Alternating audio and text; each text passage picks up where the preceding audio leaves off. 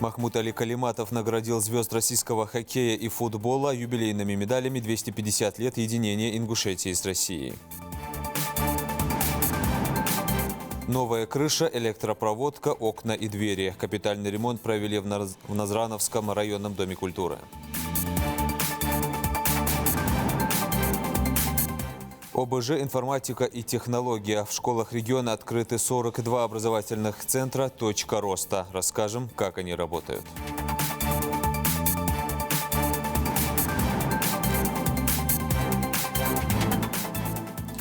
На телеканале «Ингушетия. Время новостей». Здравствуйте.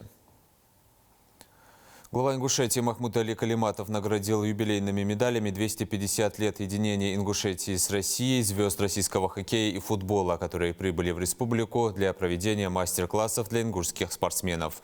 Приветствуя гостей, руководитель субъекта подчеркнул важность таких визитов с точки зрения популяризации командных видов спорта и пропаганды здорового образа жизни, которая активно ведется в республике. Махмуд Али Калиматов заявил, что несмотря на то, что игровые виды спорта только набирают популярность, Ингушетию уже сегодня прославляют известные игроки национальной сборной России по футболу Магомед Аздоев и братья Бакаевы.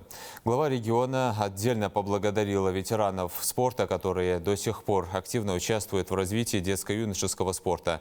Отдельные поздравления были адресованы двукратному олимпийскому чемпиону по хоккею Александру Якушеву. В заключение глава Ингушетии выразил надежду, что поездка в регион оставит у гостей приятные впечатления, позволит почувствовать радушие и гостеприимство, открыть для себя самобытную культуру и традиции ингушского народа. От себя, от жителей республики, от спортсменов республики приветствуем вас. Ингушетия известна во всем мире в тех или иных видах спорта. Появились у нас очень хорошие звезды и футбола. Теперь мы очень хотим, чтобы у нас появились звезды хоккея. Ваше пребывание у нас, пусть и кратковременное, послужит дальнейшей популярности командных видов спорта в Ингушетии. Мы будем прилагать очень много усилий и хотим, чтобы прославляли республику хоккеисты. Большую спортивную делегацию встретили в регионе накануне. Среди гостей олимпийские чемпионы по хоккею, заслуженные мастера спорта, чемпионы СССР, Европы и мира. Второй день визита посвятили футболу. На Сунжинском стадионе состоялся мастер-класс для маленьких ингушских футболистов. Дмитрий Ананко, Александр Мостовой и Дмитрий Сычев стали наставниками для десятков начинающих футболистов. Они поделились секретами мастерской игры и дали советы, как стать настоящим профи. Репортаж Муслима Ганиева. Ребят, мяч точнее передать, не надо сильно передавать. Не нужна сила, четкость нужна. Юные футболисты Ингушетии отрабатывают игру с мячом в паре. Сегодня никаких матчей, только тренировка. Каждый прием сначала показывают именитые футболисты, а дальше их повторяют младшие. Ножки полусогнуты, ребят, ножки полусогнуты. Не на прямых стоим. Молодцы, получается. На другой части стадиона девятикратный чемпион России по футболу Дмитрий Ананко учит детей, как чувствовать мяч. Для этого в помощь специальные желтые конусы. Задача пройти между каждым из них, а на финише отдать пас. Вроде все получается. В первую очередь хочется отметить, что ребята достаточно подготовлены и обучены. Мы решили на сегодняшнем мастер-классе именно уделить внимание на индивидуальной технике. То есть футбол – это не беготня прежде всего, да, потому что объясняешь ребятам, та же передача – это язык футбола. Ну и плюс, насколько будет стопа ласкать мяч, так назовем, настолько они будут прибавлять в технике. Футбол, как известно, игра командная, а значит, игрокам нужно понимать друг друга. И этому учат на мастер-классе. Выполняют все упражнения с удовольствием и видят, что это им поможет в будущем стать хорошими футболистами. Это радует, и дисциплина, конечно, нужно отметить у вас на высшем уровне. Это было очень хорошо, круто, мне понравилось. Пока на одной части стадиона учат, как забивать мячи в ворота соперников, на другой же, как защищать свои. Наставник олимпийский чемпион 1988 года Алексей Прудников. Я узнал, например, как нужно стоять в позиции вратаря, когда будет прострел с угла, например, при выходе 1 на 1, еще при выходах из ворот. И что, было интересно тебе? Очень интересно. На мастер-класс съехались все ведущие футбольные школы региона. Здесь воспитанники школ Магомеда Аздоева, Зелимхана Бакаева, республиканской команды «Ангуш», а также филиала Академии московского «Спартака». Сперва был акцент сделан на хоккей, то есть пригласили команду «Забей» по хоккею, и к нам приехали олимпийские чемпионы СССР, сборная команды СССР. Ну и мы не хотели упустить такую возможность, и именно вот этих именитых футболистов, чтобы они показали мастер-класс для наших детей, чтобы наши дети почувствовали ту энергию, которая исходит из таких именитых футболистов. Всего в мастер-классе принимают участие около 100 юных футболистов, более 20 из Академии московского «Спартака». Филиал открыт в республике около 3 месяцев назад, но уже успел набрать порядка 600 учеников в 10 группах от 3 до 16 лет. Для меня это был самый идеальный вариант. Спасибо организаторам. Привезли сюда наших доблестных ветеранов, не только «Спартака» Москва, но и всей нашей страны. И за это огромное спасибо. Мне самому было очень приятно увидеть тех моих кумиров детства, которых я еще недавно смотрел по телевизору, сегодня мог лицезреть воочию. Мастер-классом спортивный праздник на стадионе Дьякова в Сунже не закончился. Сразу после здесь состоялся товарищеский матч между командой «Забей» и ветеранами футбола республики. На поле вышли такие звезды ингушского футбола, как Исам Архиев, Тимур Зангиев. Сыграли также и вице-премьер Михаил Элезов и министр экологии Магомед Евлоев. Муслим Ганиев, Асхаб Белакиев. Новости 24. А накануне гости провели мастер-классы для ингушских хоккеистов. Делегация посетила ледовые арены Эрзи и Башлам. Об итогах товарищеских матчей с местными командами сюжет нашего корреспондента. На ледовую арену Башлам выходят легендарные футболисты и хоккеисты, чтобы насладиться любимой игрой в хоккей. В турнире участвуют 4 команды. Это республиканский Таргим и Магаз, 2 команды гостей «Забей». Звезды мирового хоккея и футбола снова на льду. Они показывают свои навыки владения шайбой. Хотя игра носит товарищеский характер, страсти совсем не шуточные.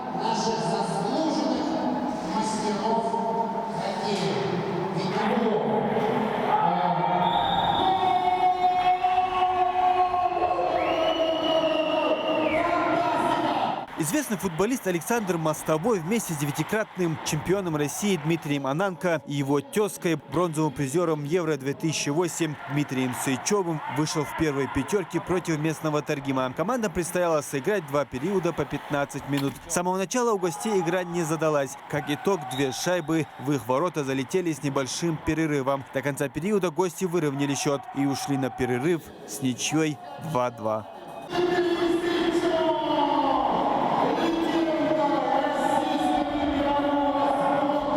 С самолета приехали сразу, вкусно пообедали, немножко отдохнули и на прекрасный каток, да. Видите игру.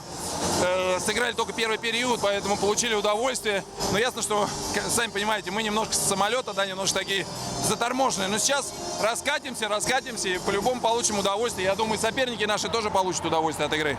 Пока итогом довольны? Пока итогом довольны игры? Да, нормально, все нормально. Мы играем 50%. Были очень удивлены уровнем хоккеистов местных, реально. Молодцы, красавцы, реально молодцы. После перерыва игроки команды гостей заметно оживились.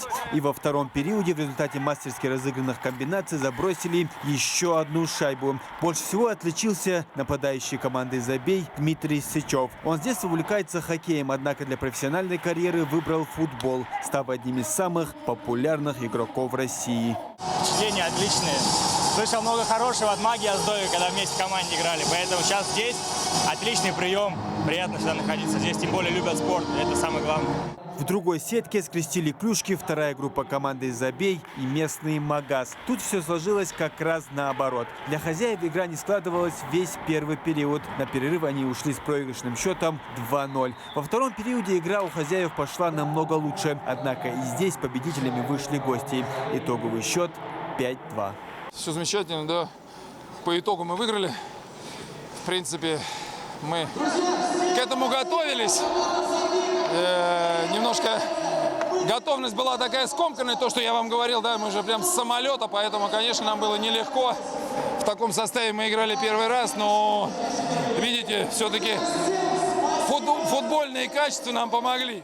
Болельщиков на трибуне немного. Причина – ограничительные меры из-за пандемии. В отдельной части за ходом игры наблюдают члены правительства республики во главе с премьером Владимиром Сластениным. После окончания игр он передает поздравления от главы Ингушетии Махмуда Али Калиматова.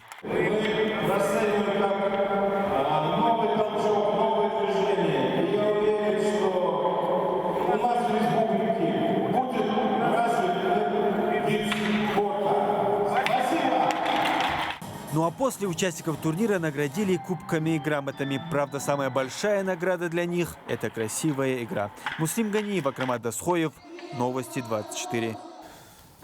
Муса Евлоев вышел в полуфинал Кубка мира по спортивной борьбе в личном зачете, который проходит в Белграде. Топ-3 противостояния турнира классиков собрал лучших борцов мира. Правда, далеко не всех из-за пандемии.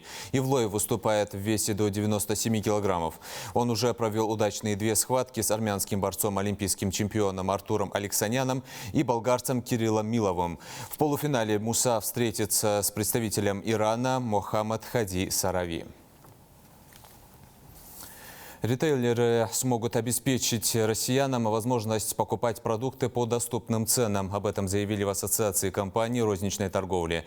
По данным Росстата, инфляция в России в ноябре текущего года ускорилась до 4,42% после 3,99% в октябре. При этом в ноябре продовольственные товары подорожали на 1,34%. По сравнению с октябрем цены на продовольственные товары выросли на 0,58%. Стоимость услуг на 0,5%. Напомню, президент России Владимир Путин 9 декабря потребовал не допустить ситуации, когда жителям страны не хватает денег на продукты. Премьер-министр России Михаил Мишустин поручил Минсельхозу, Минпромторгу, ФАС России мониторить цены на социально значимые продукты и еженедельно докладывать о ситуации.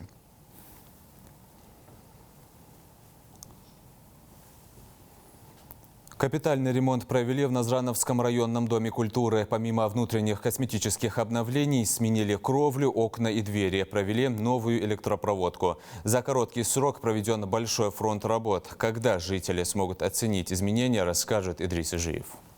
Дом культуры селения Икажева нуждался в обновлении давно. Последний ремонт здесь был в 2017-м и коснулся лишь внешнего фасада здания. Сейчас же все гораздо масштабнее. Во дворе уложили тротуарную плитку. Ворота и забор также новые. Не забыли и про крышу. Кровли частично отреставрировали.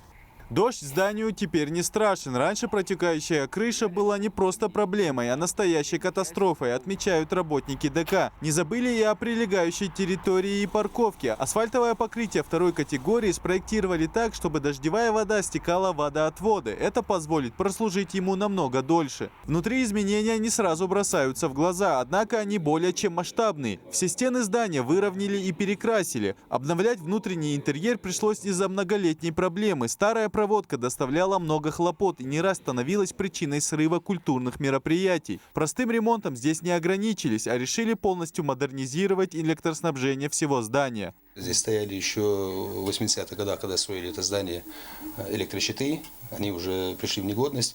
Как видите, здесь нам установили новое современное полностью оборудование, счетчик, эти все патроны. Раньше из-за того, что это была плохая проводка, у нас и с освещением проблемы были, и на аппаратуру это влияло, у нас иногда они горели. И когда проходили мероприятия, на общее мероприятие тоже это очень влияло, потому что свет скакал. Сейчас в данный момент, я думаю, никаких проблем не будет, специалисты установили все и сделали очень хорошо. Старые окна и двери заменили на новые пластиковые. Отреставрировали также актовый зал. Ламинатное покрытие перестелили на новое прочное. Деревянное основание сцены отремонтировали, а старую напольную доску заменили на более широкую и прочную. Провели полностью побелку внутри. После замены электропроводки здесь замазали, сделали штукатурку и провели покраску. Реконструкция только-только закончилась. Сейчас еще здесь до конца, как видите, еще не убрали все. И в связи с обстановкой эпидемиологической в данный момент пока массовые мероприятия мы здесь не проводили. Но надеюсь, в скором будущем все занятия кружковые начнутся в полном режиме. Здание районного дома культуры построено еще в 80-х годах. Больше 30 лет здесь не было водоснабжения. Оценить преображение родного дома культуры местные жители и работники учреждения еще не успели. Вмешалась пандемия. Сейчас работа приостановлена до конца января следующего года. В этом есть и свои плюсы. За время карантина рабочие успеют устранить все недочеты и протестировать новую электропроводку. Идрис Ижиев, Магомед Белакиев, Новости 24. Магаз стал лидером международной активности муниципалитета. В столице республики продемонстрировала хороший показатель по доле иностранных туристов и отмечена за активную работу в рамках международных организаций. Исследование оценивает только те показатели международной деятельности, которые зависят от работы местных властей. Это важный проект Евразийского отделения организации «Объединенные города и местные власти».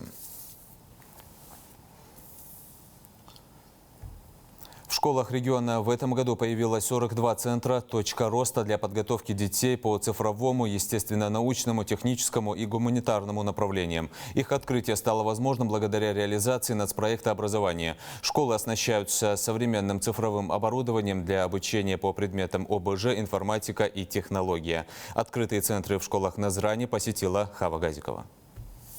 Благодаря программе «Точка роста» кабинет для доп. Образования в 5-й школе полностью преобразился. Новые планшеты, микроскопы, компьютеры, сенсорные и шахматные доски. Заходить сюда и пользоваться всеми возможностями нацпроекта может каждый ребенок после занятий. Первые такие центры открыли в сельских школах, а сейчас их создают на базе городских учебных заведений. Возможность раскрыть свой потенциал в шахматах появилась и у Аси Саговой. Я занимаюсь шахматами и шашками. Это мои любимые игры. Они дают развитие мозга, чтобы ум зарабатывал. Меня научил папа. Он хорошо играл в шахматы в детстве.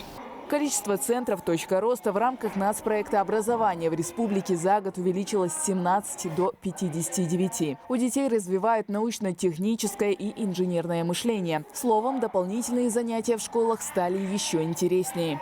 После уроков дети по своему желанию, по способностям выбирают себе кружки, куда им хочется от души ходить. Естественно, на базе этой школы по всем кружкам оснащение было, конечно, скудное. Школа не могла оснастить эти кабинеты, и благодаря вот этому проекту оснастили вот наши кабинеты по этим направлениям. И мы очень благодарны этому проекту и этому оснащению. А вот в 15-й школе открытия центра еще ждут. Пока завезли только шахматные доски. Зато здесь могут похвастаться возможностями программы «Успех каждого ребенка». Так, благодаря ей в школе открыли еще 3 кружка, помимо первых 8. Эко-хелп, физико-химические исследования, ботаника и зоология. А также оборудовали медиа-зону для театральных постановок. Оглянулся еще. Вот собака! Как роскошно живет! А роскошь это поможет России войти в число 10 ведущих стран по качеству образования. Чтобы достигнуть этой цели, школы, попавшие в проект, получают новые шахматные столы, дроны с планшетами, 3D-принтеры, VR-очки, набор лего для занятий робототехникой, словом, все модное и современное, чтобы заинтересовать детей. Поэтому педагоги ждут новое оборудование с нетерпением. В рамках проекта «Точка роста» у нас планируется кружок дополнительного образования, это робототехника, который мы успешно тоже будем реализовывать. Ту аппаратуру, которую привезли для дополнительного образования, конечно, для детей она необходима для того, чтобы на практике познавать те знания, которые они получили для реализации дополнительного образования. Совсем скоро и здесь будут не только учить теорию, но и закреплять все на практике. Нацпроект образования реализуют с 2019 до 2024 года. На эти цели из федерального бюджета выделено больше $500 миллиарда рублей. Хава Газикова, Адам Далаков. Новости 24. Порядка 10 изданий как в печатном, так и в электронном виде в этом году выпустили сотрудники научно-исследовательского института имени Чаха Ахриева. Это не считая многочисленные статьи. Особо значимы издания «Современный ингушский язык» и «Книга памяти». Несмотря на сложную эпидобстановку, в ней старались не расслабляться, а планы более чем амбициозные. Тему продолжит Тамара Хашагульгова. Этот год оказался плодотворным для сотрудников научно-исследовательского института. Как подтверждение тому «Книга памяти», в которой собрана информация об ингушах, участниках Великой Отечественной. Около 20 лет неустанной работы с архивами, музеями и военкоматами. Прошло 75 лет после окончания Великой Отечественной войны. Эта тема остается до сих пор актуальной. Почему? Потому что родственники тех людей, которые пропали без вести, которые погибли в годы войны, они до сих пор, особенно те, которые до сих пор числятся без вести пропавшими, для них это очень важно и щепетильно относятся к этой проблеме. До сих пор этих людей ищут.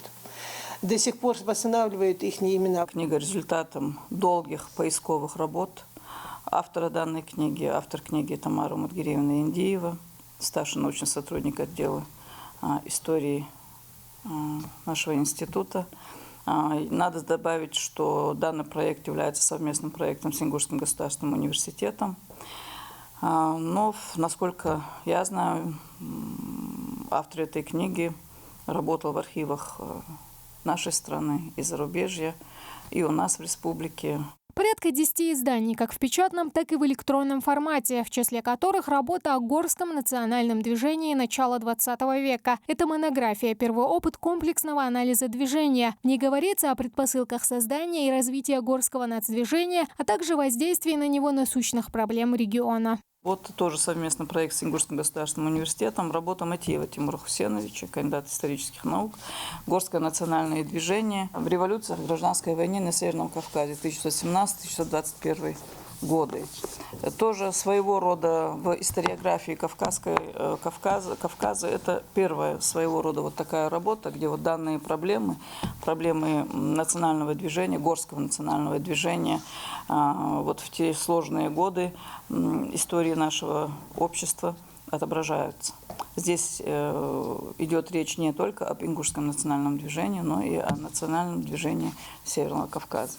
Также в этом году Ингушский НИИ выпустил книгу в рамках научного проекта «Современный ингушский язык». Издание посвящено морфемике и словообразованию и состоит из 8 глав. Кстати, это уже третья книга, выпущенная НИИ в рамках проекта. В 2012-2017 годах вышли первые 2 книги по морфологии, лексикологии и фразеологии. Академическая, но пользу из этой книги извлечь могут любой человек, который интересуется нашим языком. Надо понимать, что есть разница между академической, теоретической грамматикой и практической школьной грамматикой, скажем, да. Поэтому вот это более теоретизированная работа, теоретическая работа. Она раскрывает основы и структуру ингушского языка. Только за 2020 сотрудниками института выпущено более 150 научных статей, а за последние 5 лет издано более 60 книг. Все это заслуга каждого из 29 ученых НИИ, которые и в предстоящем году намерены продолжать начатую работу с тем же рвением. Во время карантина мы переводили на дистанционную работу, на то, что вот сейчас вот тоже стараемся, конечно, соблюдать указания главы республики в связи с этой пандемией. К счастью, на результативности деятельности нашего института не отразилось. Мы планируем продолжить нашу работу в рамках нескольких проектов. Это и проект «Современный ингушский язык», это и история ингушской литературы, и некоторые другие проекты в соответствии с запланированными расписанным нашим планом. Планируем несколько книг издать. Мы сейчас активно работаем над завершением книги по истории Ингушской автономной области. Мы знаем с вами, что в 2024 году будет столетие ингушской государственности. Наука в Ингушетии развивается планомерно. Об этом говорят работы научных деятелей. Институт имени Чаха Ахриева проводит фундаментальные исследования в области истории, этнологии, языкознания, литературы, фольклора и культурологии. К слову, предстоящий год для НИИ станет юбилейным. Научный институт отпразднует 95 лет со дня создания. Тамара Хашагульгова, Магомед Дидигов, Новости 24. На этом наш выпуск завершен. Оставайтесь на канале Ингушетия.